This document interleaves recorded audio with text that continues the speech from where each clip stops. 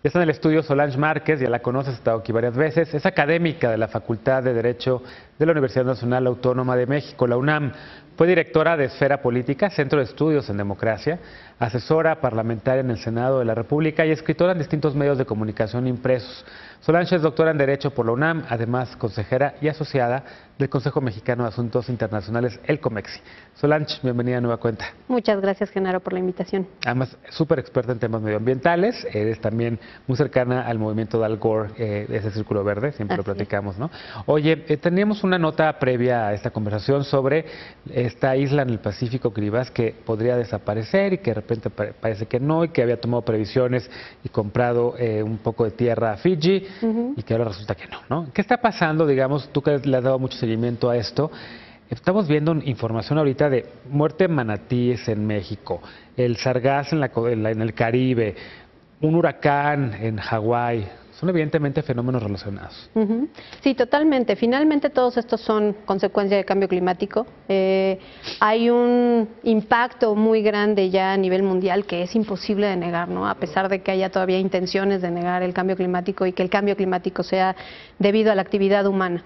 En el caso de lo que está sucediendo con las islas del Pacífico principalmente, pero afecta a todas las islas y a las pequeñas islas de todo el mundo, están enfrentando literalmente la extinción. Estamos hablando de países que pueden literalmente desaparecer y que eso va a reconfigurar probablemente las fronteras y el orden mundial a partir de ahí. Las Islas Marshall, Fiji, por ejemplo, también están enfrentando la desaparición de ciertos atolones, muchos de ellos que están deshabitados, 5 por lo menos ya desaparecieron, no estaban habitados, pero hasta el momento hay por lo menos 6 islas muy pequeñas que sí están habitadas o que sí estaban habitadas, que ya tuvieron que ser evacuadas. Entonces, las pequeñas islas son estados que no emiten más del 1% de los gases de efecto invernadero a la atmósfera, pero son los países que están más en riesgo de la desaparición.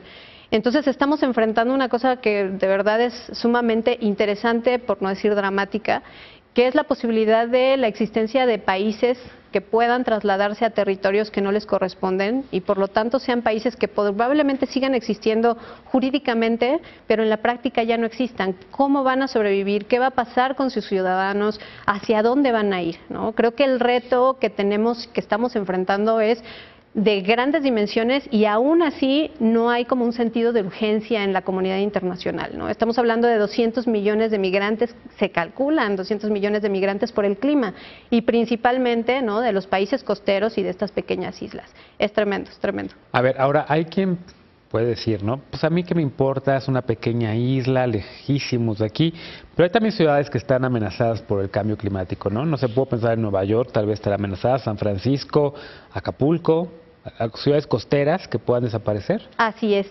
De hecho, las ciudades costeras de México y los principales destinos turísticos de México están en riesgo de desaparecer y con ello el impacto económico para nuestro país sería de grandes dimensiones. No es este tema nada más de esas islas lejísimos, ¿sino? No, está aquí, ¿no? También aquí. De hecho, por ejemplo, en Estados Unidos, Miami ya vive permanentemente con inundaciones. Hay videos en internet en los que se ven pulpos nadando dentro de estacionamientos. ¿Por qué? Pues porque es una ciudad que ya se acostumbró, ya ni siquiera es un fenómeno que aparezca en las noticias.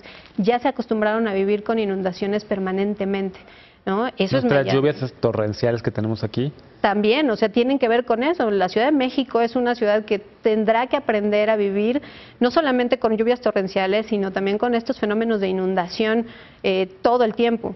Polanco se inunda, por muchas partes de la ciudad se inunda. Oye, Reforma. ¿Qué vamos a hacer con todo esto? Porque también hemos platicado mucho contigo sobre la conferencia de París, la de cambio climático, que Estados Unidos se sale, que si no se sale.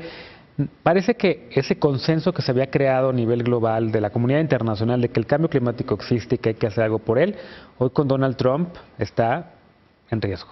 Está en riesgo, entre comillas, está en riesgo a nivel internacional porque finalmente la postura de Donald Trump es una postura mediática. Sin embargo, en particular en Estados Unidos, las soluciones al cambio climático no dependen afortunadamente del gobierno federal. Dependen de los gobiernos estatales y en ese sentido y de las ciudades inclusive, en ese sentido más de 100 ciudades en Estados Unidos han dicho no importa lo que diga el presidente, nosotros vamos a seguir con nuestros planes de mitigación, de adaptación y de combate al cambio climático. continúan con procesos de transición energética hacia energías renovables, continúan cumpliendo objetivos, inclusive superando objetivos. Entonces creo que eso es una buena noticia desde nuestra perspectiva. La otra buena noticia, y creo que en algún momento lo habíamos comentado, es que aunque Donald Trump quisiera salirse del Pacto de París, del Acuerdo de París, no puede salirse simplemente porque lo diga, ¿no? A menos, por supuesto, que se reelija, cosa que esperemos que no suceda. Exactamente, el hecho de que se salga Estados Unidos del Acuerdo de París todavía está en entredicho. Entonces creo que en ese sentido hay una buena noticia. La mala noticia, por supuesto, es que a pesar de todo el impacto mediático que se tuvo con el Acuerdo de París, hoy por hoy, lo que decía al principio, no hay un sentido de urgencia. Parece como que se apagó un poco la comunidad internacional, después vino la COP23, no hubo realmente muchos acuerdos. Y por supuesto, bueno, la COP24 que va a ser en diciembre en Polonia, y bueno, pues ahí la verdad es que el tema principal van a ser, como siempre, el financiamiento. Los recursos económicos para la mitigación, los recursos económicos para los países que enfrentan mayores riesgos, y creo que ese va a ser precisamente, como ha sido desde la COP23, pues el punto que vaya a romper todo tipo de negociación y avance importante que pudiéramos tener. La COP24 en Polonia, entonces, ¿espera participación de Estados Unidos o no? ¿Irán los delegados? Irán los delegados, igual que en la COP23, pero no, evidentemente Donald Trump no va a estar presente, y además estamos hablando de que van a estar en un proceso postelectoral. Entonces dudo mucho que vaya a querer hacer una presencia en la COP24. Sin embargo, a pesar de eso, puede llegar a haber buenas noticias. Ojalá los estados insulares... ¿Qué buena noticia puede haber?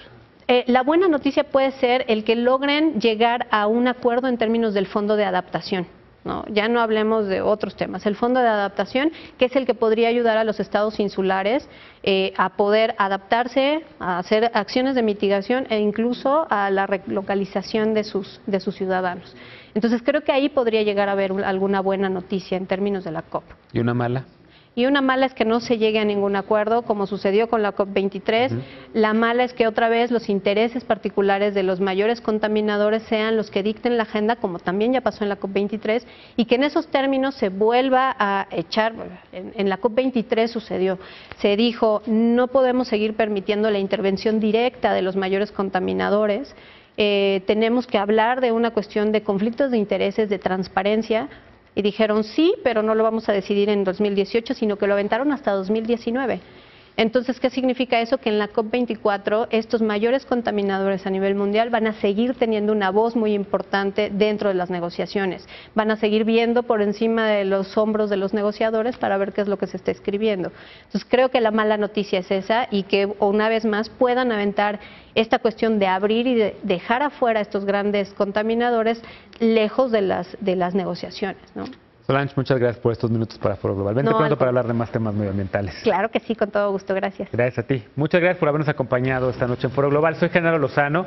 Te invito a que continúes con mi compañero Eric Camacho y las noticias. Yo te veo mañana en punto de las 11 de la noche para una conversación global de viernes con el embajador de Ecuador en México. Mañana a las 11 y por lo pronto, muy buenas noches. Descansa.